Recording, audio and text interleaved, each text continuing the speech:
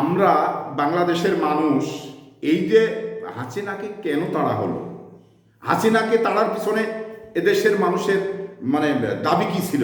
এদেশের মানুষের দাবি ছিল যে এই হাসিনার অধীনে যে সমস্ত নির্বাচনগুলো হয়েছে তো তাতে তো হাসিনাই নির্বাচিত হয়েছেন, হাসিনার নেতৃবৃন্দই তো নির্বাচন হয়েছে, এটাই তো জনগণের দাবি ছিল।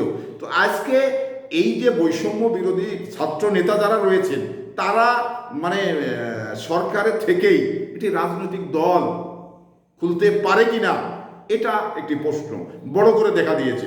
তো সেই প্রশ্নগুলো আসলেই কি তারা এই যে উপদেষ্টা হয়ে তারা তাদের গোয়েন্দা রিপোর্ট আপনারা দেখলেই গণমাধ্যমে আসলে কিন্তু এটা দেখতে পারবেন যে তারা কতটা কি করেছেন।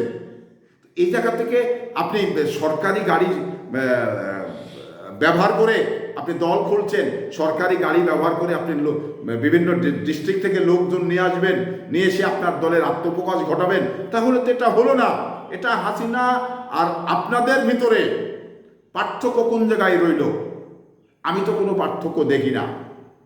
এই কারণেই বাংলাদেশের মানুষের যে চাওয়া পাওয়াটা সেটা হলো যে হাসিনা তার অধীনে নির্বাচন করা এবং শক্তি ব্যবহার করে তারা নির্বাচিত হওয়া, এটাই তো জনগণের কাছে একটি বড় দাবি হয়েছিল। তো সেই দাবির জায়গা থেকেই এদেশের আপামর জনগণ আন্দোলন করেছে।